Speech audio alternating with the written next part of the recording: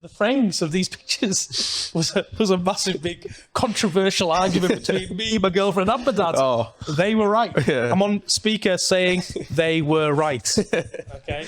So the walnut frames were the right decision, guys.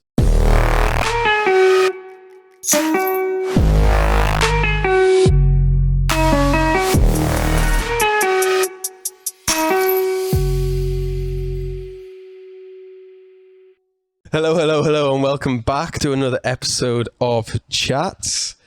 So we've got a very, very special guest today, and we've got James Hill. Hi, how are we doing? You okay? Yeah, thanks for coming on. I messaged you, was it last week? Yeah, I think it was last week. Last week? Yeah, asking to come on, and you were pretty keen, and here we are. So a lovely little spot we've got here as well. Yeah, lounge in the green. Just had a little bit of a refurb as well. So a little bit. Had my dad in painting not last week, the week before. Some new lights have gone up and some new pictures on the walls as well. Yeah, so. I always feel bad like rearranging the furniture. It's all right. So what we do is on the podcast is just get you to introduce yourself to the viewers or the listeners. If they've come across you for the first time, how would you introduce yourself if you were introducing yourself to a stranger? Yeah, so I'm James Hill, and I'm the owner and chef patron at Lounge on the Green, and I also own Ocker in Carlisle. Nice. So I've prepped you for the 3 facts about yourself, and you said you think you're very, very boring. Well, it's funny because when you look at your own life, you think, oh, God, I've done nothing. But I think other people out there have probably done less. So it's funny, isn't it? It's one of those sort of things sometimes. But yeah, 3. Do you want to know them one after the other? Yeah, just go 1, 2, 3, and then I'll ask about them individually. So first interesting fact is I've toured France, Northern Italy, Austria, and the Black Forest in Germany on a small-wheeled Vespa. Oh, that was one. Second interesting fact was I once went to a restaurant that had 41 courses along with 41 drink pairing. That's quite an interesting story. And the third one I was struggling with a little bit. It's between a couple, but my dad suggested that I put that I'm very impulsive in changing cars, buying vehicles, and probably a little bit of a addiction that I've got is buying vehicles from, I think, 19 cars I've had over my history, 4 scooters, 2 boats, and I've even had a tuk-tuk. So yeah, it's quite impulsive. And you're not that old. No, I'm 40 this year. Yeah, that's what he said. 19 cars in. That's crazy. Whole driving period. I think it's actually 20 cars actually. Not that I've made any money on any of them, and I've never had all of them together. That makes sense. So yeah.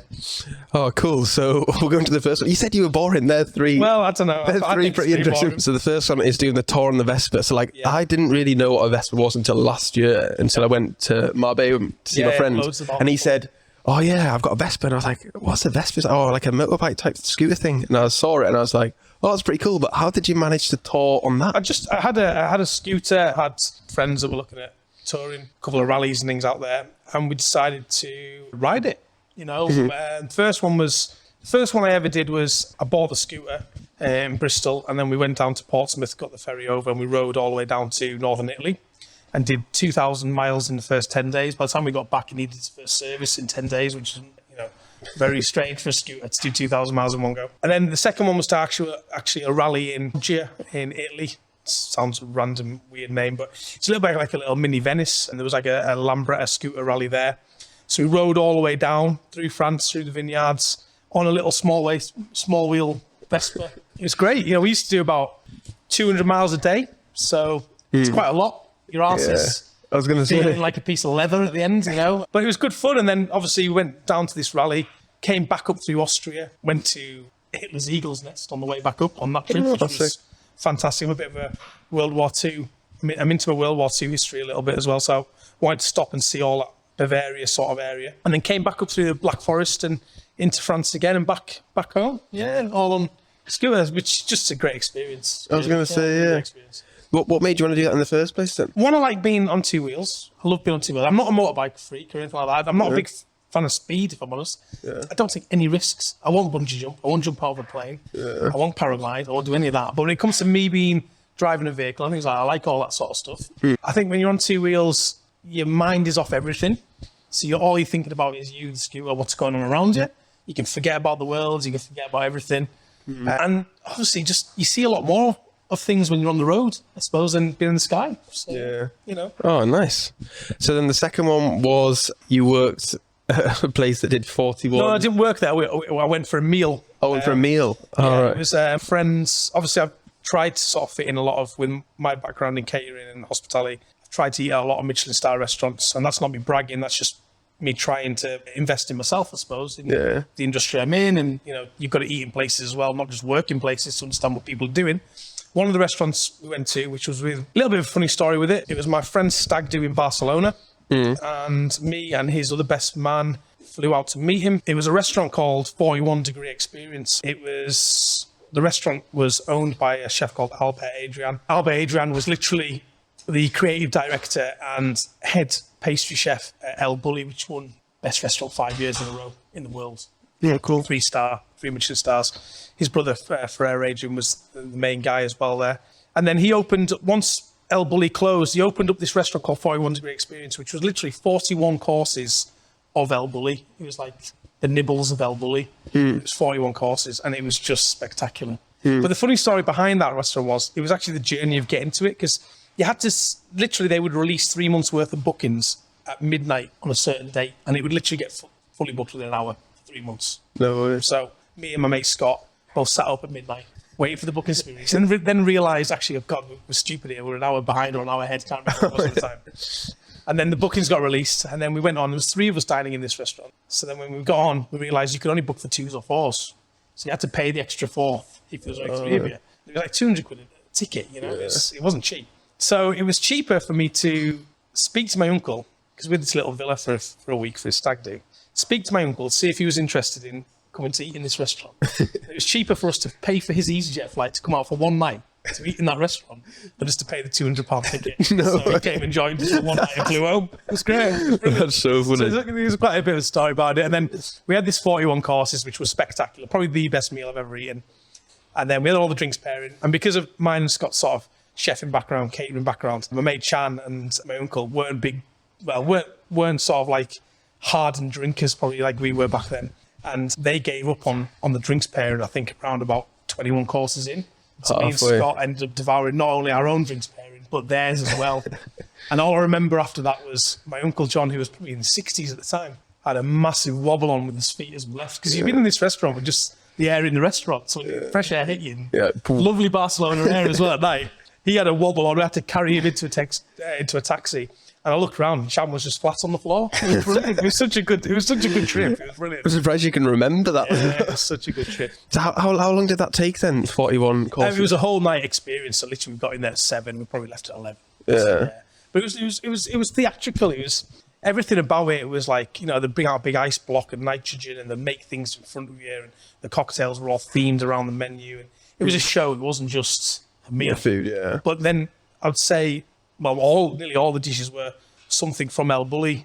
So for me, growing up with that restaurant as number 1 restaurant in the world, then not getting the chance to eat there, because to get into that restaurant was hard work to book. And then Experience 41 Degrees coming along and me getting the opportunity to try a lot of the stuff. Yeah, unbelievable. You know, really fun. And then actually at the end of that week, we went to Albert Adrian's other restaurant called Pakta. Was it? Pakta. And it was Peruvian Japanese foods, and he did 26 courses in that. And he was actually there that night, so we got to meet him as well. So it was really good. It was a great week from start to finish. Yeah. It was good. So I was going to say, obviously you said you like going to different places to try their food, to see like where you need to be at for either the food or the experience. What did you kind of learn from going there, if you can remember? I think every restaurant I've eaten at, you take something away. Yeah. I mean, most chefs have their own sort of style and their own philosophy and their own way they're looking at doing things in their restaurants and bits and pieces. I think it was just more sort of tick that box with that one, really, to say I've tried, been there, done that, got that t-shirt, and you know. But it was the experience of inside, the dedication, I mean, is second to none. You know, the effort that goes into every single element. It was a masterclass, you know, to see them at the top of the game and doing that was just phenomenal. You know? So you go away going, wow, you know, it's more of a wow moment than it is taking anything away. Oh, I'm going to use that. It wasn't really one of their meals. It was more, oh, I can't believe I've just experienced that. Yeah. You know what I mean? One off the bucket list kind of thing. Yeah, definitely one of them, yeah. Nice. So then the third one was you've had 19 cars. I think it's 19. I've lost count, to be fair. My dad thinks I'm ridiculous, to be honest. What got you into cars then? Was it your dad? No, do you know what? I'm not even a car buff. I've got no technical ability with engines or anything like that at all. And it's stupid that I even buy half of this shite, really, if I'm honest with you. The cars are more to do with I get bored. Yeah. And my release is I'm going to change my car. I think that's probably what it is. A few of them have been because something's either gone wrong with them. I have a little bit of a habit where, like, say somebody crashed into I've had a few cars, I've had people knock into the back of them. I kind of then fall out of love with them. I kind of think, oh, I need to change this now. It's got bad omen, or I've got a little bit of in my head, a little bit like that, I think, with a few things. The other stuff, so that's probably the cars, really. You're not really sure about the cars. It's more I just like the car, and I think time to change maybe, or one of them. When it comes to the other vehicles, I don't know. I always wanted a boat. I got the opportunity of a really cheap boat. I bought it, regretted it. It didn't work. I then swapped that for another boat. The boats are expensive to maintain, aren't they? These were just little boats, to be fair. One was a little 2-seater Delta speedboat, which was lovely. It was, and that was a nice little boat. That was named after my daughter. That was actually Zaza 2. That was named after my daughter. That was the second boat. Zaza 1 was the little bayliner that I had. And again, it didn't work. I bought it cheap from Windermere. I thought I'll have a bit of fun in the summer. I wasn't having a holiday that year, so that wasn't holiday money that I spent for a little £1,000, £1,500 boat. Got a little bit of fun out of it, and then swapped it for the other one. So it's never been like money buying them. It's just been swap that for that, swap that for that. Yeah. So I mean, it's never really cost me a lot of money. Yeah. It's more enjoyment. It's more enjoyment, yeah. Like, my daughter loved going out on the boat when she was little. Do you know what I mean? Like memories, yeah, little things like that. And they were named after my daughter as well. So, and then the tuk-tuk. Just randomly. I was going to say, how did that come about? I don't know what, I saw it online. I'd sold a scooter. So I had a Lambretta, and then I sold that. This tuk-tuk came for sale. I thought, I make a cake. That was going to be a bit of a project. I was thinking, should I do a little food cart with it? Yeah. Should I do something like that? And then it never worked. I was going to say, what did it end up as? It never worked. And this is how mechanically minded I am. I tried everything to get it going. I even had friends come and look at the engine. And then this guy came along. He said, what are you going to do with that tuk-tuk? I said, I don't know. I think I'm just going to sell it. And he offered me what I'd paid for it. He said, I'll take it. I said, right, okay. And he was an electrician. And it was just a fuse. Oh. That was all it was. That you felt so stupid. I could have bombed about town in it. You know what I mean? I was really upset. But anyways, it was gone. But I don't get attached to things. That's the beauty. Once they're gone, they're gone. Yeah. I'm done with them. You know what I mean? They're boxed off, they're away. So yeah. Oh, nice. So then what we kind of do with the podcast is we'll just go back to like a little James. So like, what are you like growing up? James, yeah. Yeah, maybe like what your first memory was like, or anything that you can kind of remember that helped you shape who you are today, kind of thing. So what age do you want me to start with that? Like my first memory of being a kid, or just whatever you think that springs to mind, really. All right. Well, I think little James. What were you really like growing up? I was little. Me and my older brother were both little blonde bombshells. We were kind of like bright blonde hairs. There's only 2 years between me and my older brother, so there was obviously him first, and then me.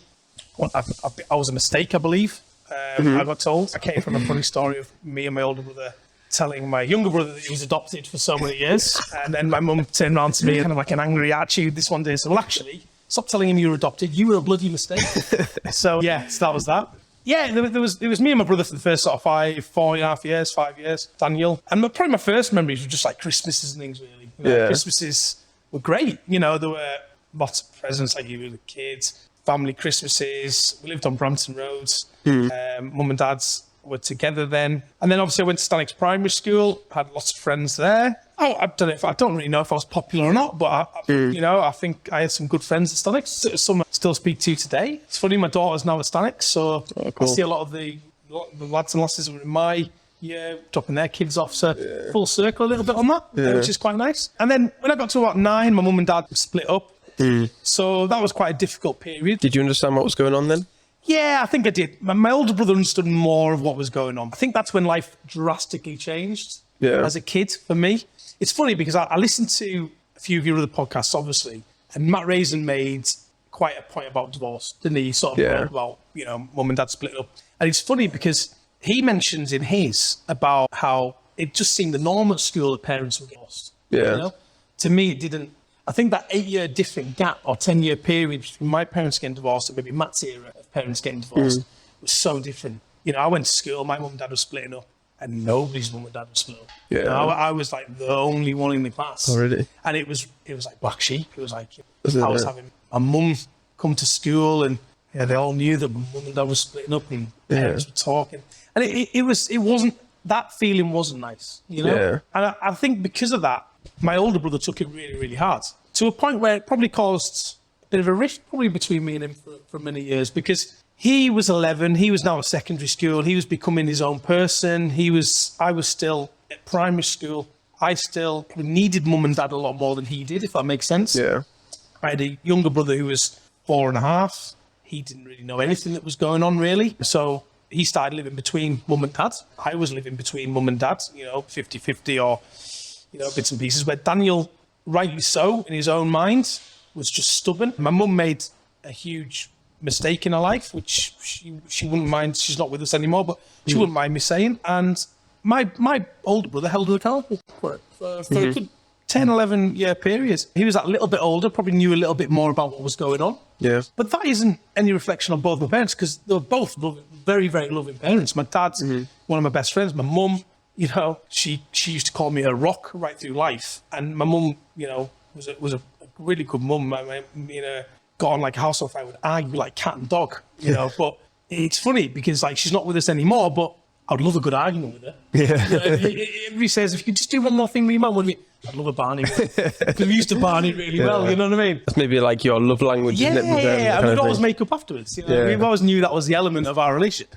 So it was a strange sort of teenage years, because after my mum and dad split up, I was between two houses. And then my older brother kind of didn't have a relationship with my mum for a big chunk of his life. So that obviously caused, I don't think he maybe realised at the time, but that caused issues for me and my younger brother, I would say. Or definitely for me, because I felt like a bit torn, with loyalties and things like that. Which, when Daniel and myself ended up in our 20s, we were both on career paths, and he went to uni, I didn't. I went down the hospitality trades. And, him and my mum ended up reconciling and having a beautiful life, great lives with each other. Mum and son, and and things like that. But I think what over that period, the dynamics changed a little bit. Up until I was 9, it was kind of like 2.4 children, kind of, mum and dad at home, 3 kids, family holidays with friends. Every year we'd go on a family holiday with our close friends, and that all changed overnight. Snap, overnight that changed, and then the dynamics changed a little bit, and it probably took a good sort of 10, 12, 13-year period for that dynamic to maybe come full circle, because me and Daniel probably in our teen years just did our own thing. We just went and did our own thing. Daniel went down the uni route, and I went down the college route and the hospitality route, getting my first job at 15. So I did paper rounds and pot washing, local cafes, paper rounds for my dad, paper rounds for John's at Stanix. My dad ended up with a news agency in Denton Home. He originally had Beadle and Hill Jewellers, so I grew up around Beadle and Hill Jewellers. He then went into the news agent trade, so I used to go and help him do the odd paper round. All of us did, to be fair, when paper boys wouldn't turn in. But then, we went down the route of just doing separate things, really, Yeah. So what did you enjoy doing then when you were growing up? Did you have any hobbies? Did you like the academic side of school? I would ratch about. I was always out. I was never, academic-wise now, it's terrible. I still am now. Yeah. I'd probably have been diagnosed dyslexic, I'd say. Yeah. I think so. Because I had words when I'm reading, sometimes don't really fully get things when it comes to the way things are wrote and stuff like that. I miss words out. There's little things, probably traits I realise in myself that probably back in the 80s, 90s didn't see. Yeah. You ever thought about getting yourself tested, or? Maybe. I think if it bothered me now or hampered what I did, probably. But I don't think it does, really. I just get on with it. Do you know what I mean? It's one of those things. I audio more than I do read. So, I think that was a real big plus side to people that maybe didn't enjoy reading. Audio is great, isn't it? Do you know what I mean? So, I prefer that. Yeah. I don't like reading books at all. No. I just can't concentrate on it. I'm the same. I'd prefer to either watch or listen. Yeah, so I'm the same with that. So I think Audible came in and I was more than happy with that side of things. Academic-wise, I hated secondary school, I'll be honest with you. I know loads of people say that, but, I was small. I was fat. I had a good circle of friends, don't get me wrong. I just didn't want to be there. Yeah. You know what I mean? I wasn't the greatest at sports. I hated PE. But in my personal life and outside of school, I had some great friends. We used to go ratching, den building, setting fires, doing everything kids did, smoking. But I think back then, the early 90s, being a kid was great because you could just be kicked out the front door, and rock back up at 8 o'clock at night. My parents wouldn't even bat an eyelid. Yeah. Now, I think with mobile phones, things, they're always panicking. Where you at? I'll probably be like that with my daughter, to be fair. Yeah. You know, I think the dynamics have changed, haven't they? A lot. Even me growing up, like we used to go like den building and stuff like that in like Heads Nook and like obviously probably my age is where it kind of like transitioned out. We were just coming in when like social media was really becoming big and stuff, and it is a bit, I feel like it is a bit sad that these kids don't get that opportunity to do that, because I feel like they're missing out if they're not on Snapchat or whatever. I mean, I remember coming back one night, I was probably about 13, 14, stinking of smoke. not cigarette smoke. I'd set fire to a tree in a field with my mate and didn't expect, it was actually a little fire next to the tree. Didn't expect the tree to go up. Right, the tree ended up going up. So we stunk of smoke. Absolutely stunk of smoke. And I can remember walking in and my dad going, someone like, what have you been up to? And I didn't know what to really say to him. Do you know what I mean? I was just like, having a fire in the field. He went, all right, you better get a bath, huh? I think that's all he said to me. Do you know what I mean? I was like, I think now, if my daughter came to I'd be like, what the hell has been going on? You're not allowed. You know, what's been going on? But I think back then, it was accepted that kids went out and dossed about. Yeah. Like, you know, they just dossed about, and that was that. Really, you know what I mean? So when you were going for school, so you didn't enjoy it, and what did you want to do when you finished? Was it just leave at 16 as soon as possible, or I was definitely leaving school at 16. There was no chance I was going to sixth form. It was never really an option. My brother was very much sixth former at university. That was the route he wanted to. Andrew, my younger brother, was probably 2 minds of what he was doing. Me, get out of school, and went into college to do hospitality and hated it, believe it or not. I think I hated the fact, nothing to do with the catering department, I just hated the fact I was straight into education.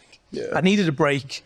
So before I left school, I got a job at the Crown Hotel at Wetherall. I'd been working in cafes, pot washing on Saturdays and paper rounds, stuff like that up until then. But, you know, the money was £8 a week doing the paper rounds. You know, and it was like, you know, a lot more money going to get a part-time job in a restaurant working in a hotel. And my mum had moved to Wetherall at this point. So my dad lived on Brampton Road still. My mum had moved to Wetherall. I was 15 and I went down and went to reception and just said, have you got any jobs, part-time jobs? I can work Saturday, Sundays, Friday nights. And Mary Bell, Mazaby, interviewed me.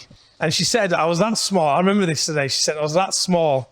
And she didn't believe I was 15 for a start. And she couldn't not give me the job. She felt bad telling me that I couldn't get the job. So she gave me the job just working Sunday lunches. That was all I was allowed to do. So I came for a trial on the Sunday lunch there at 15. And that's where me and you've got some common interests, because obviously you mentioned before that your first boss was Anthony Penny. Well, he was my first boss at the Crown Hotel. So at the age of 15. So I did Sunday lunch, and then I did the first Sunday lunch, and Mary said, oh, you're getting on great. So I ended up doing Fridays, Saturdays, any shifts I could get, I got my hands on. I was happy to work. And that period of my life was probably the most important. I think the 3 years I did at the Crown Hotel from 15 to 18 was probably the most important out of my whole coming of 40. Why? Because the people I met there, I am still in contact with a lot of them today. So I met some brilliant, brilliant people in the industry. Scott Price, who's one of my good friends still today. We went through the whole of Ramsbeck together. He went to Ramsey's. I went to Angela Hartnett and Ramsey's in London at similar sort of times. He then went out to Dubai. I then went and did my own thing. But, you know, we met each other at the Crown Hotel. I was an usher at his wedding. He was best man at mine. You know, just people I met. You know, Doug Hargreaves at North Lakes. You know, me and him have been friends right from day dot of meeting him at the Crown Hotel. We've kept in contact with each other. You know, I see him regularly. Anthony Penny, he's my business coach today. You know, he keeps me right on. He keeps me real with things. You know, he challenges me with stuff. Piers Mortimer was my operations manager at the time. And he's now my wine supplier for Corney and Barrow. Jackie Hayhow, she was events manager at the time and organised functions and reservations manager and all that. And I deal with her in the footballing community and Sunday League and all that still. I've just got some great people that I met along the way there. And you know, the staff party element, the night out element, that was me growing up. That was me going from being a boy, leaving school, going on nights out, starting to drink, starting to enjoy myself. I was always too small to get into nightclubs, but because I was with them a lot, I could get in. You know what I mean? Little things. But actually, it's because of the fishmonger Mark, actually. Mark the fishmonger, who worked for Foster's, was also the doorman on the page. Oh, so on a Thursday night, I'd go through his kitchen. Jimmy Smith would be head chef, and I'd say, "Is a fish delivery coming today?" And he'd be like, "Yeah, there's one coming." So I'd hang about, wait for Mark. Big Mark would come in, massive guy. "Hey, Mark, you all right?" "Yeah, how are you doing?" "You on the door tonight in the page?" "Yeah, I'm coming in there, yeah." "He's all right if you let me in." "Yeah, just come and see." And he'd let me in at 16, 17, do you know what I mean? That's cool, yeah. It was great, you know. And that was the only night out I could get into because I was so small. So yeah, so I just did, it was my family. That place became my proper work family, and I loved them all to bits. Like, you know, and the day I left there was a sad day, but I left there to progress, which was a good thing as well. So yeah. What do you reckon made you go down to the Crown in the first place? Was it just because you just moved there and it was a local place, or because I'd imagine there'd be other jobs you could get, not hospitality? I think it was more money. I think a couple of people at school had got jobs working like in the county hotel, and they were, they were earning. I was earning £8 on a paper round. They were earning 50 quid. Working in a restaurant, I thought, oh God, you know, that's 200 quid a month. Yeah. Sounded like $1 million, didn't it? And I thought, oh well, Crown's down the road.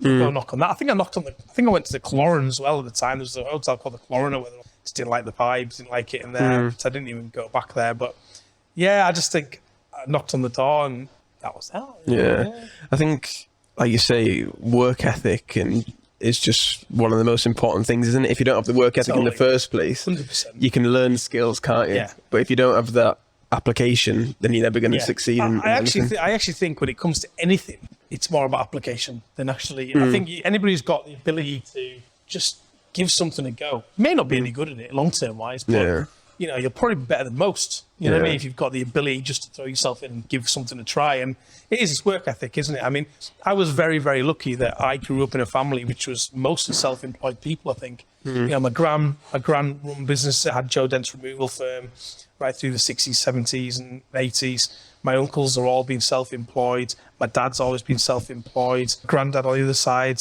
was self-employed. My nan had shops at Brampton. So I grew up around a self-employed working mentality, which is, it's funny because out of all my cousins and myself and my brothers, I'm the only one who's self-employed, which is strange really, you know, but I think, you know, for me, because I wasn't academic, they're all very clever. You know, like my two cousins on one side, one's a vet, one's a pilot in the Merchant Navy, pilots up on the Clyde. My brother did his university degree, and my brother now works in training and bits and pieces like that. So probably more academic than me, really. So I wanted to be more skills-based and be more hands-on with stuff, you know? Yeah. Oh, cool. So then you said, obviously, you left the Crown to progress. What was kind of like the journey from there? So the journey from there was, the Crown got taken over. The Crown got bought out, and it became a little bit of a different environment when that happened. So I decided, okay, maybe this is the time to change. And just for a few months, I went and worked at a little cafe in town, just until I worked out what I really wanted to do. Because I was at a point where, if I'm being truly honest about it, I was at a point where shit or bust, I feel, in who I was knocking about with, outside of the Crown environment, friends groups in Cartown and things like that. And I kind of felt like maybe now it's the time to sort of get away from Carlisle for a little bit and really get some grounding and see what I do. So by this point, Scott, who had met at the Crown, had gone to work at Ramsbeck on Ullswater. And obviously me and Scott were still good friends. I now could drive, you know, I had my first car, little Fiesta XR2 Mark II, little rat one. It was great. I lived it. A little TSW Stealth on it. It was beautiful. Second driver. Mum was first driver, obviously. I had to show you cars back. That's what I did with mine. So it was funny. And then I used to drive out to see Scott. And as I said, I went to hospitality catering when I left school. And one of the part-time lecturers there was Andy McGeorge. And he was the head chef at Ramsbeck. So he kind of knew me for like the 6-month period I was at college. Yeah. And they needed some help at Christmas. And Scott said, do you want to come and help us at Christmas? It'd be like 100 quid cash in hand or whatever. You know, one gives hand. Doing canapes, making little soups, bits and pieces. So, yeah, why not? So I went and worked Christmas Eve, Christmas Day and Boxing Day. And then I went back and did New Year's Eve. And then Andy said, you know, listen, there's a commis chef position coming up in February. They would close for 5 weeks over January. And that would when all the staff got holidays. And there's a position come up in February. Do you want to come and be a commis chef? So I said, yeah, why not?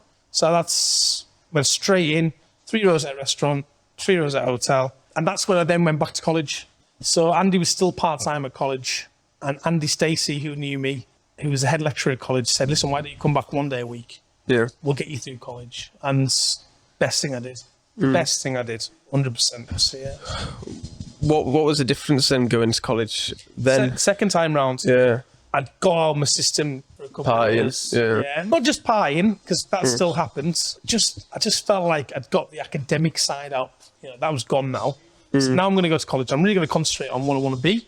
Yeah. I think it was too soon for me to go straight into theory again and all that sort of stuff. Now I'd had a bit of a break from it. I felt refreshed, I suppose. Yeah. And Andy Stacey, who today is still one of my mentors, wonderful, wonderful guy, gives me a lot of advice, has helped me through many things to do in my career. It was just a brilliant lecturer from start to finish. Brilliant man from start to finish. One of the nicest people you'll ever meet. Knowledgeable, cared about students, talented, had stories to tell about the trade that you were interested in listening to, interested in hearing, And the team at the college at the time was great. There was Les Frankham, who was ex-army chef and worked in embassies and, stuff like that. And obviously Andy McGeorge would come part-time and, Pierre Criboulier had been a Charabert from the house. The team at college was good. So you felt like, all right, okay, this is a good setup. And then competitions came after that, Andy Stacey was wanting to put us forward. The college had never really done competitions. So this was kind of like a new thing to them. So there was like the Gordon Ramsey scholarship competition. And then there was the Nestle Talk D'Or, which were two big competitions at the time. And, Andy put us forward for the Nestle Talk D'Or one. And we won that national, which was great. It was, first time Carlisle ever entered it and also won it. So amazing. That was brilliant. And off the back of that, I ended up in Boston and in America. Yeah. That's where I was born.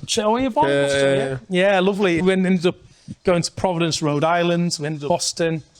Went to Johnson & Wales University. Got an honorary diploma from them for winning this competition and did 10 days out there doing some different sort of work in their college. I got offered, it was like a head kind of like student position there, and I never took it up. I really wish I had actually. Probably one of my regrets is I really wish I took that. And it was just college was different. More enjoyable. The competitions I was doing, I was really into, but I also had a job that backed it up. The food skills at Ramspec was good. Box of langoustines would come in, everybody would pile in and prep them. Box of scallops would come in, everybody would pile in and prep them. You got to learn so much. It was unbelievable. More hands-on kind of Very thing. much so, yeah. It was really, really good. So then after college then, where did it kind of go from there? I finished college and I stayed at Ramspec for about another year, I think it was. Scott had now left Ramspec. He'd gone down to Ramsey's. He'd gone to Claridge's and I was at Ramspec and I'd just been promoted. So I was now doing pastry and bits and pieces there. And again, a bit like my cars, something just happens, dynamics change. And I kind of feel like maybe it's my time to leave. I'd done nearly 3 years there. And I did the Gordon Ramsay scholarship competition and I did the college final for that. And I made some contacts and bits and pieces, and obviously job offers come up from that. And, I decided to look at one of them, and I went down to London and took a job with Angela Hartnett and Gordon Ramsay Group. And I worked at the Connaught for 6 months, and that was an eye-opener. That was, massive eye-opener. To what the catering industry is really like, What shocked you the most? A few things, really, I'd say. I'd gone from very family-orientated, very small team, Lake District, family only, half an hour up the road, to down in London, having to get up at 6:30 in the morning, work till 12 at night, barely have anything to eat. You'd go in and scran a breakfast in the morning, then it was flat out the minute you got in there. It's the tempo, the discipline, the aggression, I suppose, in a good way, not in a bad way. I mean, all these people that think they're volatile kitchens, that there were, but you had to also buy into that. It was part of culture. Yeah. I mean, when I went for my interview at Angela Harness, Adam's Row was down the side of the Connaught, and that was the staff entrance. And I walked past that door 6-7 times, debating on should I go in, should I not. I'd watched Boiling Point and that stupidly probably the night before, and things like that, and and I got in, and it was my stage there was brilliant. It was good, and Neil Ferguson was the head chef. Angela was exec chef. It was a good brigade, and Scott was working at Claridge's, so me and him got a 6-month lease on a flat together. And to be fair, my intentions were only, people go travelling for 6 months, people go, take a gap year or do whatever. My plan was to go and do 6 months down in London, get that experience, say I've done it, learn as much as I could while I was down there, and then choose what I then wanted to go do after that. The period of 6 months that I did down there was a fantastic period because you had Jason Atherton setting up Maze at the time. So the Connaught had like this back kitchen to it. So a lot of the tester stuff was done in there. So we got the opportunity to see all that happening, which was great, So Jason Atherton was knocking about in the back and letting us try stuff and bits and pieces. And, I was Neil was a fantastic chef to work under, His discipline levels were unbelievable. He would ride you. He would completely and utterly ride you to the bone. But he would only ride the people that he thought could do it. Yeah. And he explained that to me one night after absolutely rollicking me left, right, and centre. That's the shit night at work. I probably went home and cried to my mum and then rang my dad and he told me to pull myself together after that night, probably. And Neil pulled me to one side and he said, listen, I only shout at the ones that I think can do it. You know what I mean? Like, you're better than this. You see something in you. And that's what it was. And I always remember handing my notice in. Doing 6 months down in London maybe doesn't seem that much to people that haven't done it. But, let alone I saw maybe 10 to 15 people just come and go and never turn back in. We had people that would come, work a shift, work 2 shifts, and then leave full knife sets and never return. Really? You're talking £1,000 worth of knives and just never return for them. Yeah. You'd think, what is going on? You know what I mean? And, crazy. I remember walking into Angela's office and saying, listen, I'm going to give you a month's notice. Yeah. I was brought up that way. Not to walk out on a job, not to leave people in the shit, not to, I'll hand my notice in. And let me tell you, that last month was hard work. I think Angela put me on 10 days straight. So I had Saturday, Sunday, I had Monday, Tuesday off 1 week and Saturday, Sunday. Oh, the next week, yeah. That was the two rotas, and she put me on 10 days straight. I think it clocked up 180 hours. And I remember booking, I used to fly home from Stansted to come and see the family to Newcastle. I'd be picked up. It was quicker then for some reason. Still is now with the trains at the moment. Yeah, I know, tell me about it. And I booked 2 flights, one on the Saturday morning after my shift on the Friday, and one on the Monday. And I didn't even wake up for the Saturday one. I slept right through till Sunday, about 11 o'clock on Sunday. Didn't wake up all day Saturday. Whoa. That's how tired I was. Yeah. It's funny though, but I look back and think, great experience. Yeah. Good times. I suppose it's important, isn't it, to have experiences like that. Some people may not have wanted to move away. I know a lot of people locally that wouldn't move away they've been. I think it's important to go and see other places, experience. Yeah, 100%. 100%. I think the whole London lifestyle, I love London. But I just didn't want to live down there. No. That was the main point for me.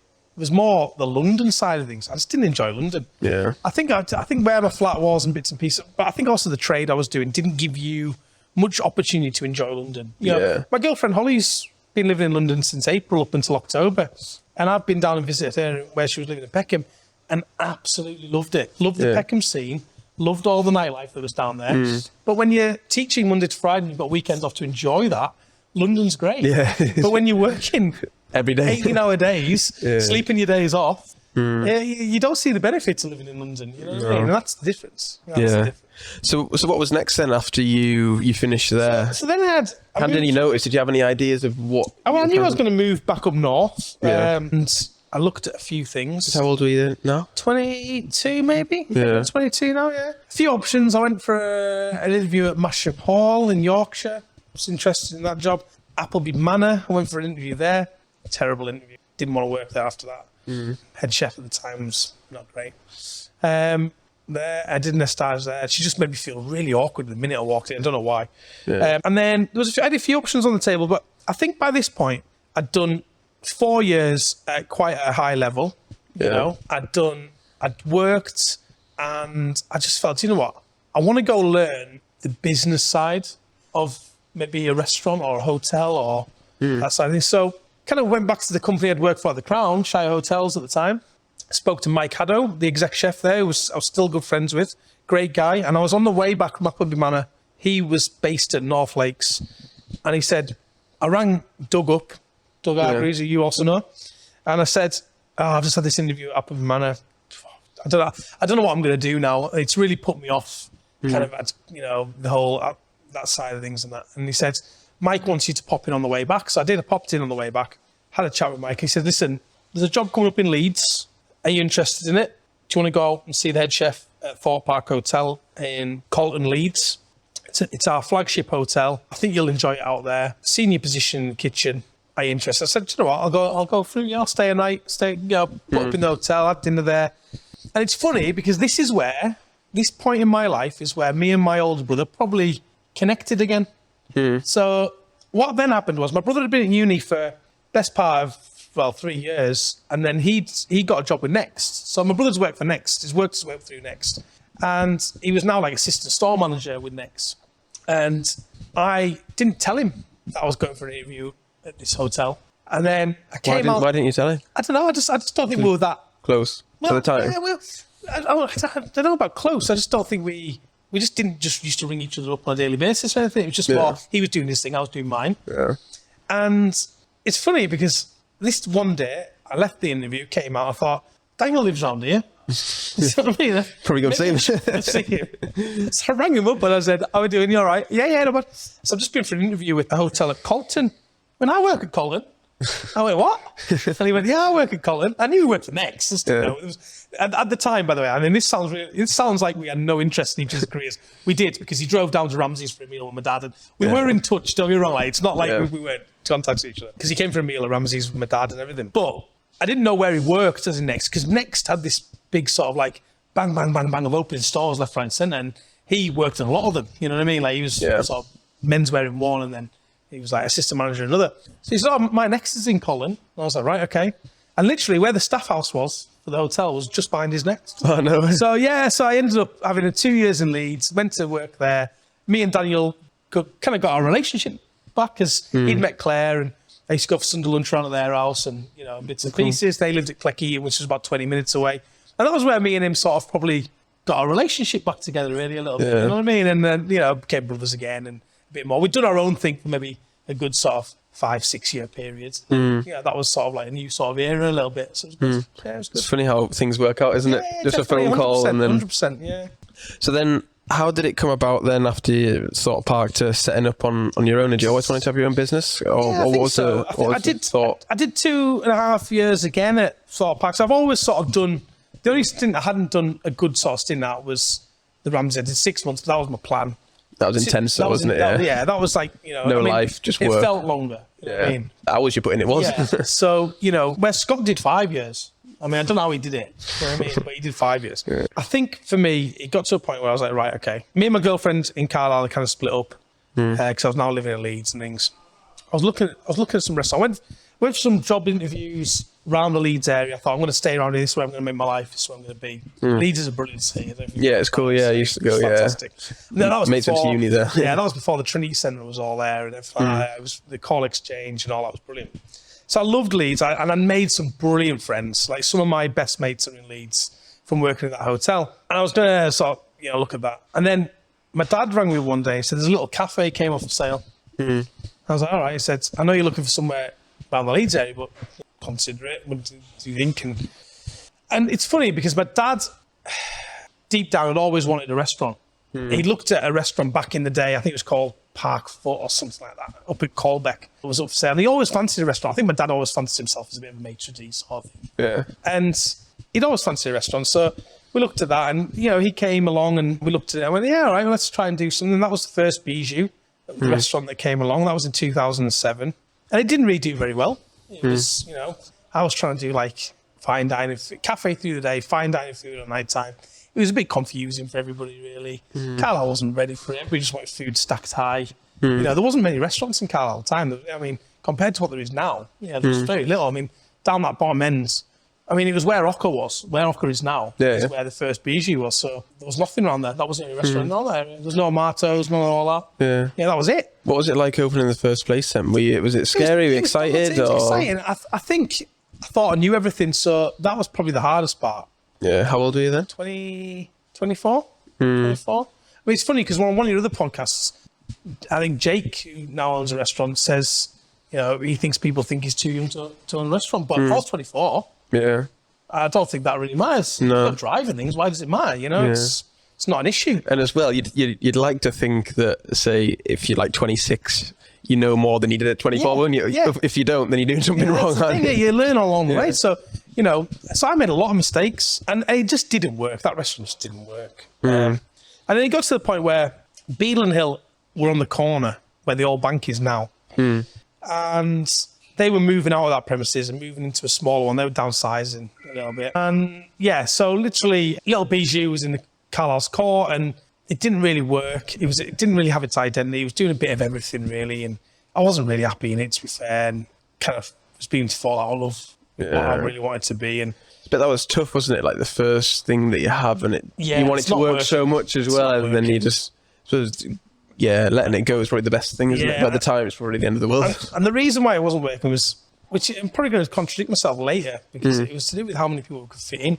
You know, it was very small numbers for the staff it kind of needed. You needed to be upstairs and downstairs. And again, Carlisle wasn't ready for that kind of food, so it was a bit ahead of its time, maybe, trying to find out food a little bit. Yeah. Like, what, you know, where's the rest of it? You know, it's the thing of Carlisle, though, isn't it? It's maybe like 15, 20 years behind. It's sad, isn't it, really? So it didn't work.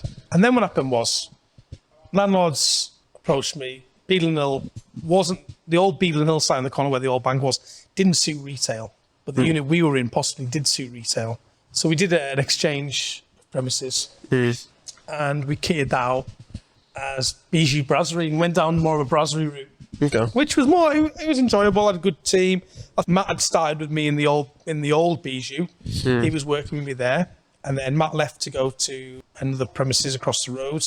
And then we opened Bijou Brasserie, moved into there. And it took off. The minute we were on the main street, taxis knew where we were. And that was a big, when you rang for a taxi, do you want a taxi to Bijou? Yeah, we knew where we were. Yeah. You know, when we were in the car, you're like, where's that?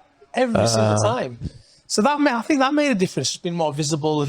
And we had a good sort of 3-4 years there. And then, you think it was location of the brasserie or a combination of both that made that? Both, really. Yeah. I think it was a bit of both. I think a bit more experience. Yeah, we kind of did things a bit more right. The renovation was a bit better. It was more our identity rather than taking on somebody else's premises. It was just from the start, and that's one of the lessons I have definitely learned. Is if you're going to do something from the start. Don't take on somebody else's identity and try and change it. Just do your own identity. If it works, it works. You know what I mean? And because you're also taking on other people's clientele who are always going to compare you to the previous owners. They're either going to like or love you, aren't they? So, and then we had that for a few years. That was good. Some good Christmases and things there. So that was 3-4 years, was it, in there? 3 or 4 years in there. And then Quarter Lounge came about. We did that after that. And we ran the two of them. And how did that come about then? Quarter Lounge came about. I was lying on a beach with my ex-wife. Not Silif Beach. No, it was a beach in Egypt, and the landlord rang me up and said, would I be interested in taking on a unit that was coming? And I said, yeah, why not? I'll have a look at it. I'm on a beach at the moment. Me and my ex-wife were having problems at the time. It was probably the final nail in the coffin, if I'm honest. It was me taking on another restaurant, but it was pretty much over anyways. So I got back, did the deal on that. We then had to wait quite a while till we got in some legal stuff with the landlord and things, and then we opened Quarter Lounge, and it was like the first sort of gourmet burger restaurant in town. We went down a big casual dining thing, which again was totally against me.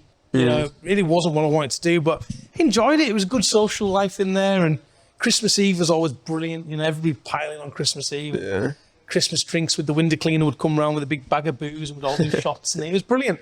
Beadle & Hill staff would come in, Matt and his family would come in from the old bank, other like businesses around would all come on Christmas Eve. Brilliant atmosphere. And then it came about that my daughter came about, and I just made a decision at the time, you know what, I want a bit more time at home. And then obviously Matt ended up purchasing Bijou office and he turned it into the old bank. And I just concentrated on Quarter Lounge for a few years. Yeah.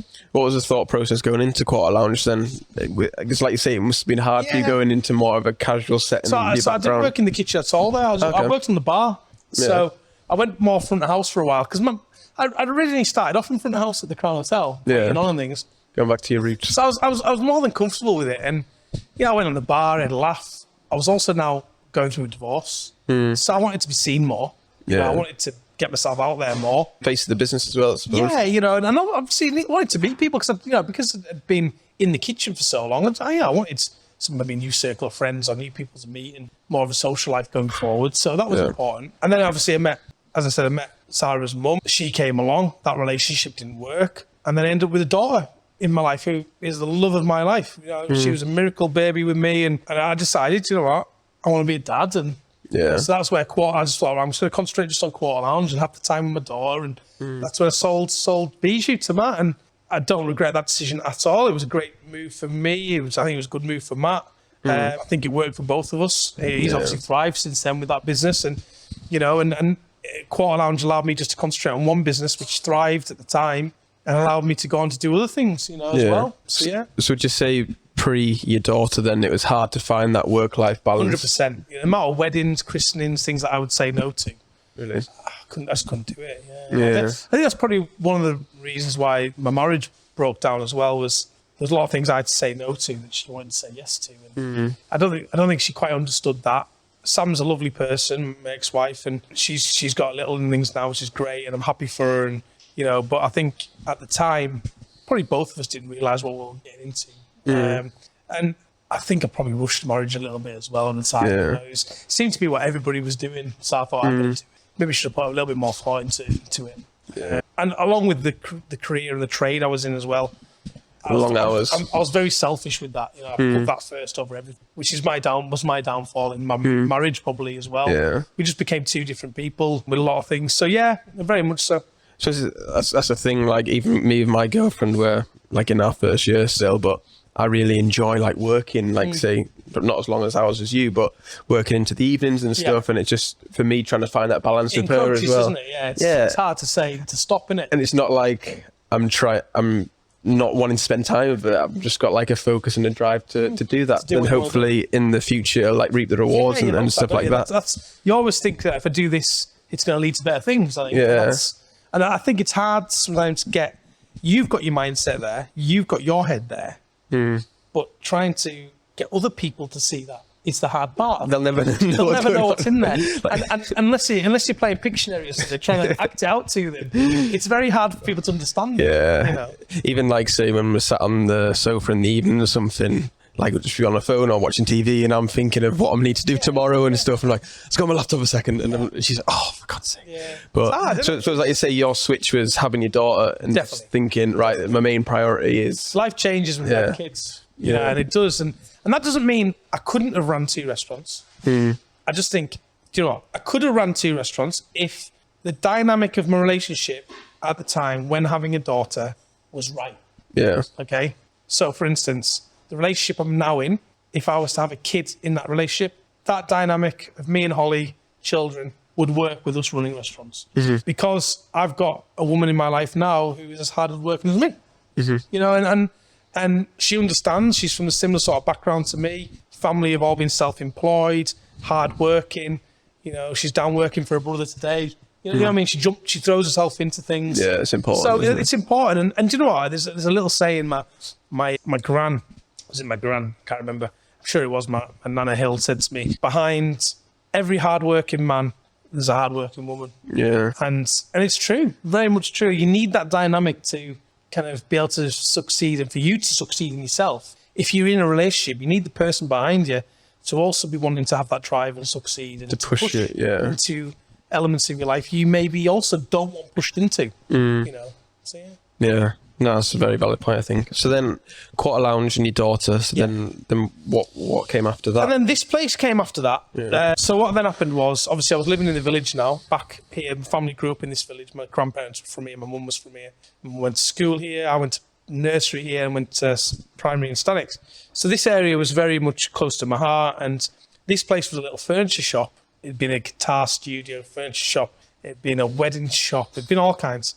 And there was just 2 let sign in the window, and I thought, do you know what? How in a little bar, locals will love it. Or was I mistaken? The objections went in, I took the lease, and the landlord was great. He lives in the village. He's a great guy. He's Les and his wife. And I started knocking it to pieces, and then planning shut us down because I hadn't gone down the right permits and all this kind of. So I had to go down that route, and then eventually we got to open, and it was very different from what you see today here. The place was more going to be down like a little Quarter Lounge kind of attitude. I'd given up on fine dining. Yeah. But then the News and Star, like they always do, go and put a headline in the paper. Ex-Gordon Ramsey chef opens restaurant in Howard. Now, at this point, I hadn't worked for Gordon for 10 years. Yeah. So you know what I mean? I mean, that's the only headline they seem to be able to bloody use. Yeah. So I was getting people coming in here expecting that kind of food. And it was a nightmare. It was a nightmare, honest to God, because we weren't doing that kind of food. We were doing like pan dishes, like bacon and chicken livers cooked in sherry and with crusty bread and stuff like that. It was, chicken wings and stuff like that, a nice bar. And And that's not what we were doing. You know, we were doing that sort of stuff. We weren't doing Gordon Ramsay fine dining food. And then within the first sort of month and a half of that, I decided, right, I kind of got the feeling that's what the place should have been. Yeah. It should have been a fine dining restaurant. It's now on the rural side of Carlisle. It's not in the city centre.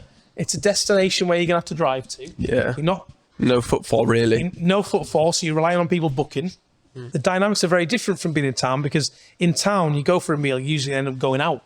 You want to eat your food and head up town. Yeah. With here, it was more, we'll come for the night. Yeah. So the dynamics were very different. So very early on, we changed it, and we changed the menu to being like a little a la carte menu, where we did like 4 starters, 4 mains, 4 desserts. It was more fine dining, and we'd throw a middle course in, we'd do bits and pieces. And then Grace Dent came and reviewed the place. And after the Grace Dent thing, I thought, right, I'm really able to push the boundaries here. And I'd always wanted to get in the AA guide. I'd always wanted to get in the good food guide. Michelin, I always thought, unless I had the staff behind me, was going to be unachievable, if I'm honest with you. Yeah. Grace Dent came along and gave us a great review in The Guardian, which was great. And then that kind of changed the dynamic again. And then the following year, we came back after Christmas. Dana joined me in the kitchen, brought a wealth of experience. Young Harry came on board from college, so we trained him in the way we wanted to do things. And I said to Dan, right, you know, we've got a choice here. This was in 2019. Should we do a tasting menu alongside our a la carte menu? Because the a la carte was now getting better and better and better, standard-wise. Every menu we seemed to bring on was getting better. And I thought, should we do a tasting menu as well? And Dan was like, yeah, let's do a tasting menu. So we brought a tasting menu out. And then we realised 50% of people were having the tasting menu. So the dynamics had really changed, you know?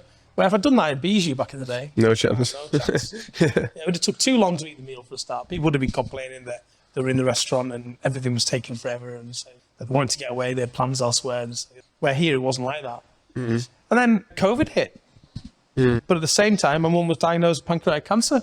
So, you know, that sort of 2019 December period, you know, everything was kicking off in China, wasn't it? And, you know, and pandemic, SARS and all that. And then my mum was diagnosed with pancreatic cancer at the end of December. And then the January, February, March time, it was all up in airs, wasn't it, with what was going on. And we realised trade had really bottomed out in that period. People, you know, don't be in restaurants. Was the slogan, panicking, weren't they? Yeah. You know? And then, obviously, shutdown came and it was heartbreaking. You know, it really was. I was like, fucking hell, what are we going to do here? You know, like, what are we going to do here? And then my mum passed away in June during lockdown, you know. So during lockdown, was a real reality check, James. Right, okay. Life's too short. Money isn't everything. You realise that when a loved one passes away, or, you know, somebody you're really close to disappears. My mum helped me tenfold with my daughter. Like, she was always with us. She'd be looking after her on a Friday night for me so I could work. And so I then realised, right, okay, I've got a 4-year-old daughter who is heartbroken. Yeah. You know? I'm upset. I've got 2 restaurants to run. We hadn't done any takeaway in this period at all at this point because I didn't have the headspace for it. You know, I just watched my mum pass away in front of me at the hospice, and along with my 2 brothers, again, brought me and my 2 brothers so much closer together. I mean, we made a promise to each other actually then as well that we would stay close. You know, that was one of the promises we made. And then I said to Dan, right, fuck it. Tasting menu only. We're going to do what we want to do when we open up. And Dan was like, right, great, yeah. But I couldn't have done it without the okay from the staff, because they need to buy into it. They need to be embedded into that. They need to be on with it as well. And without them, if they'd turn around and said, oh, I don't know, blah, blah, blah, blah. Yeah, it wouldn't have worked, it wouldn't have worked. Yeah. You know, they needed to really throw themselves into it. So we came back tasting menu only, and best move, 100% best move we made. You know, off the back of that, we've ended up with, in the AA guides, 2 rosettes straight away, 2 years in a row. We'd like 3, but, you know, 2 we're happy with. It's a benchmark, you know. Ended up in the Good Food Guide in 2020, and then ended up in the Michelin guides last year. So we hit all 3 guides within the space of 18 months, which we hadn't been in any. Yeah. You know what I mean? Like, all 3. And then we ended up in Cumbria Food Awards final 3 restaurants of the year in 2022, and then we ended up winning Reader's Choice Awards in Cumbria Life magazine, and it was just one after the other. You know what I mean? Like, because of what we decided, focus. That's our focus. That's who we are. That's our identity. And that's important in business. Yeah, like you said earlier, you need to stick to your own identity, don't you? You've got to stick to your guns and stick to your own identity, you know, and that's kind of where we're at now. We still struggle with some people with it, but, you know, that's where we're at now with it. You know, if you don't like what we do, don't come. Yeah. You've got to, when it comes to tasting menus and things like that, it's hard trying to get over to people. Right. The only way I can put it into words is when I go for an Indian meal or an Italian or a Chinese, I know already before I walk into the restaurant what I'm eating. I know that I'm going to have a tandoori starter with chicken tikka masala and onion pilau if I go for an Indian. I know that if I'm going for a Chinese, I'm going to have deep fried shredded beef, special sauce, and egg fried rice. I know that if I'm going for an Italian, I'm probably going to have meatballs as a starter or a tomato bruschetta and a spaghetti carbonara. That's what I'm having. That's his orders, people. Done. That is what I will eat because that's what I enjoy when I'm in those environments. Yeah. But it's different when you come in for a tasting menu because you're not just buying into what's on the plate. You're buying into why they're doing it, who's doing it, what's the reason behind it. It's more taking you out of your comfort zone. It's more about enjoying that somebody's crafted something to produce something great on a plate. Yeah. And the service goes along with that, and the wine knowledge goes along with that, and everything goes along with that. So it's a hard one to try and get people to buy into that. Yeah. We seem to manage to do that then. We are now. 100%. It's took a while to sort of change that mentality, but yeah, I think we are now. We're definitely, I think people are buying into that now and like enjoying what we do. Yeah, 100%. Why do you think people are just only starting to realise that now and enjoying it now? I think the accolades beginning to filter through now. I think it doesn't just happen overnight. You know, you're getting the Michelin guides. It doesn't mean you're going to be fully booked the next day. You know, we haven't got a star or anything like that, but we're in the guide. Just to get in the guide alone is a big achievement. I think we're one of 20 restaurants in Cumbria just to be in the guide. So that's the first thing. I think that takes a bit of time to filter through. And obviously we've had 18 months of being in all three guides. So the clientele we're getting are probably more foodies now that are coming into the place. Holly's moved up from London, wealth of experience working out in Australia with New World Wines and working in a little restaurant called Pretty Little out there in bits and pieces. And she's just come full hog into the restaurant with her wine knowledge and a lot of talking at the table, interacting with customers, which is what you also need. But then on the back of that as well, I've got Ocker. Yeah, I was going to say, how did that come about then? Yeah. Ocker came about really as a mistake. It was just, you know, Sam, who's a good friend of mine, and Norman had closed Shabby Scholar down. That was where original Bijou was. I always said I hated that premise. I'd never go back into it. Yeah. But I absolutely love Japanese and Korean cuisine. You know, like whenever I'm out in Liverpool or Manchester or whatever, I always go for sushi. Or, you know, I love it. We do as well. My girlfriend absolutely loves it. We've been off there a couple of times. Yeah, you know, like the Muddler in Newcastle, I love. You know what I mean? Little places like that. So I said, I got harped on. Ben Blaine kept ringing me up saying, come and have a look at it. You know, I'm sure we could do something. We could do a deal. And we did. I put an offer in, they accepted it. I was shocked they accepted it. But hey, great. You know, I needed it to be at a price point which would work. And they said, yeah, we know you as a tenant. We're happy with you as a tenant. And then that's how Ocker was born. I said, right, I'm going to do a sushi Korean restaurant. Don't know how, never cooked it. Oh, really? Nah, never cooked it. We did a little bit of in the second lockdown, we did takeaway from Quarter Lounge. And me and Liam, head chef there, said, right, should we just do a sushi offering one night and see how many people want? I ended up doing like 400 quid on it. All right. I was like, what? More of these every night. That was where Ocker was born from during lockdown. Yeah. We then got the premises. And the good thing was Sam had the bar. Do you remember Shabby Scholar's bar? It was like... Yeah, I know what you mean. And I looked at it and I was like, it looks a bit Japanesey. You know, we don't actually have a huge amount to do in here. My dad made all the looms and things on the ceiling, all the string work. Went and ordered like 2 kilometres of string.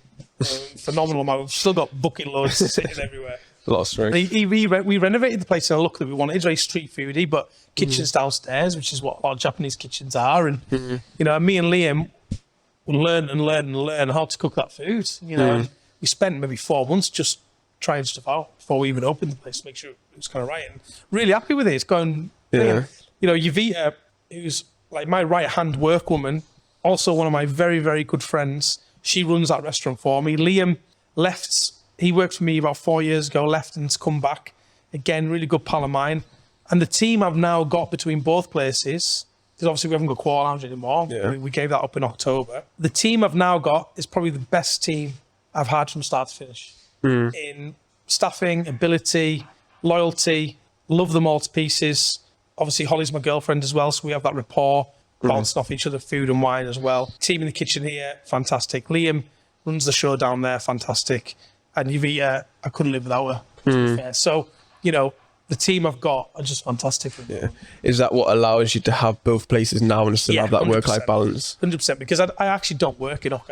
I just go down and help with little elements. Liam's totally on it with the kitchen there, and me and him sit down and have meetings about the menu development and the way we go forward with things. And we use little slight Asian techniques in some of our stuff up here. So like if we've got like a mushroom dish on the menu up here, where we do like a little mushroom dashi, so we'll use Asian elements and things like that. So we kind of bounce things off each other a bit more. And the two restaurants work better side by side as well, because we use elements in our food up here. And we can try things up here for Ocker. So we'll try little tapioca crisps and stuff like that. So it works better for us now. And both places are very foodie. Yeah. You know, where it's hard to get enthusiastic about a burger. Yeah, just a burger's a burger, isn't it? Yeah, you know, and I think with Quarter Lounge, in the end, it ground me down a little bit. You know, I got to the point I was like, something has to give, and eventually it was the electric price. Yeah, you know, that I had to give on that place. You know, so Ocker does well, and it's doing all right, and I'm happy with it. And I said it's all down to the staff as well, really. Yeah. So what would you say is next then for both places? Offer yourself nothing. No. I really, now what I've realised is, since we've closed Quarter Lounge, I've really been able to spend more time on menus here, developing here more, having that bit of work-life balance. I think the menu we've now got on is probably the best menu we've had on since we opened the place. From start to finish, the theme we're going down, the new look of the place we've gone down. It's very Carlisle now here. So, you know, the menu's called Yan, which is one in Cumbrian dialect. The little menu's called Lal. Yeah. Lal menu. We've got like the pink Buer as a cocktail, you know, things like that. We've got the bevy pairing, not the drinks pairing. Yeah. You know, we are Carlisle people, so there's themes around us. Yeah, that's cool. So more meaningful. And like little things like the pictures on the walls, all little pop arts of Carlisle we've had made for us and things like that. And you know, and that's kind of the direction I want to go in. But I want to focus on that and try and push the boundaries a bit more here and keep developing the area. Yeah, I was going to say, my impression of you is you don't hold on to things for too long. You're always on to the next thing. Yeah. Which I think is probably important. Definitely. I'm probably going to have to hold on to this one longer than things. I've got it tattooed on my chest. I've got the whole restaurant. You can get it out of you. I've got the whole restaurant. No, I'm not getting out of it. Nobody needs to see this one, let me tell you. But I've literally got that side of my chest. I've got the whole front of the restaurant tattooed on my chest. So I'm probably going to have to hang on to this one a bit longer, But yeah, I mean, work-life balance-wise, you know, I feel like I've got it right now.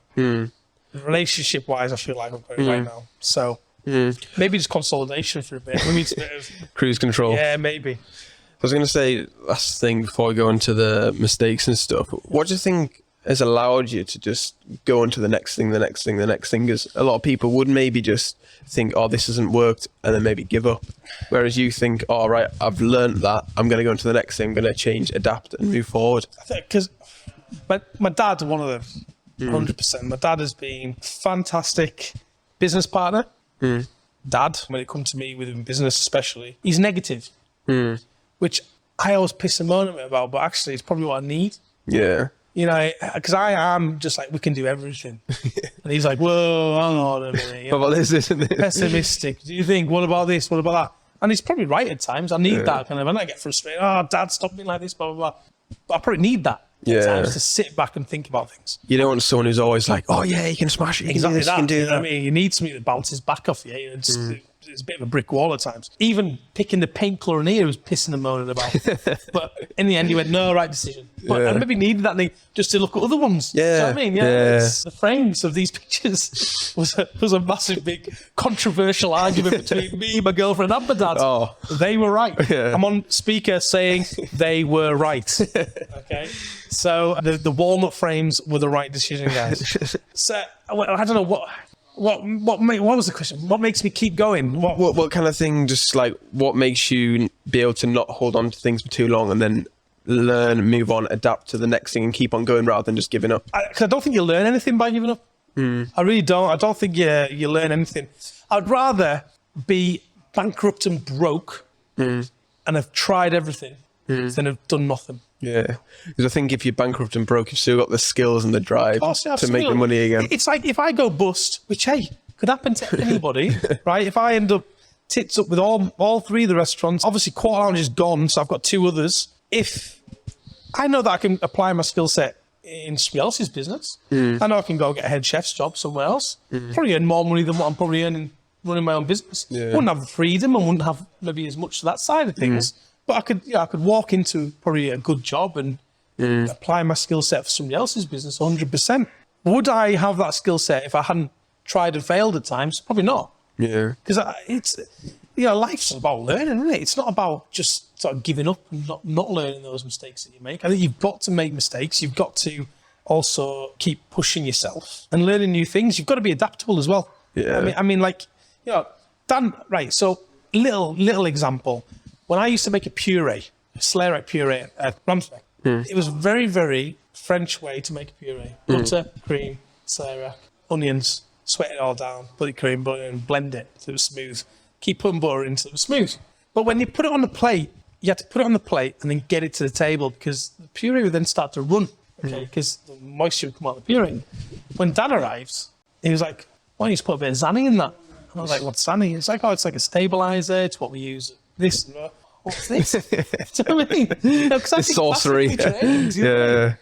So you put a bit of Zanny in, put the puree on the plate. It's perfect. It's beautiful to me. It's shiny. Yeah. It's like, wow.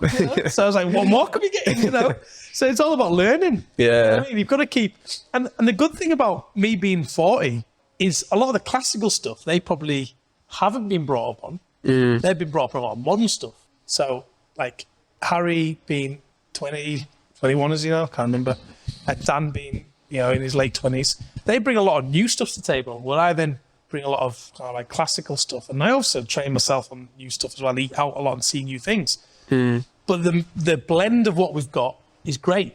Yeah. I mean, that whole team dynamic, the blend of what we've got bounces off each other, I think, well. So you just got to keep learning from mistakes and everything. You know what I mean? I think, like, if you don't make any mistakes and you're always winning, you don't learn anything big. Exactly, you think you're the best at everything. Yeah. Egos come in then. Yeah, I do. Again. But then I was going to say, people who don't make mistakes are either lying, aren't they? Or they're just not going to do well. 100%. I mean, anybody that just thinks that they're great at everything, it's just not true. Yeah. Anybody thinks that they're busy all the time, just isn't true. I speak to restaurants, how's things? Oh, busy. Yeah. I'm thinking, nobody on the street. I can relate to that with the podcast, right? Is I ask people to come on the podcast and they say, oh, I'm crazy busy for the next month or 2 months, message me then. I'm like, I don't obviously say it, but like, surely you can fit an hour or an hour and a half into your day in the next couple of weeks. Nobody's that busy, are they? No. It's funny because, it seems to be that we're not allowed to be honest anymore about things. I suppose that's where egos come in, isn't it, sometimes? Yeah, they're the devil, aren't they? Everyone's got one. Yeah. So, cool. So what we're going to the next is biggest mistake or biggest regret, either in your personal or business life. You can do either or both, whatever you want. Have you prepped for this? No, but I think I'm all right with it. Yeah, go for it. What are you going to do, personal or business? Life, let me think. You can do either or, it doesn't have to be. Yeah, we'll go personal life. Probably too much to answer, but... Yeah. Wise... Biggest regret was probably not taking that head student role at the Johnson Wales University. I think that would have been a fantastic experience to do for 6 to 12 months.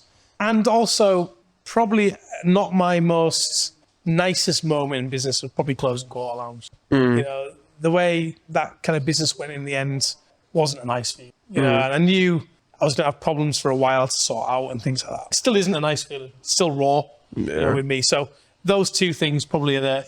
Nobody ever wants to fail. And that was probably I wouldn't say I failed in it. I didn't fail in it. That business was fantastic for so many years. Yeah. But the elements of that period of time, the war in Ukraine, prices going up, it was just not sustainable. So to turn around to staff and say, I'm closing the place, it's heartbreaking. I can imagine. You know what I mean? Heartbreaking.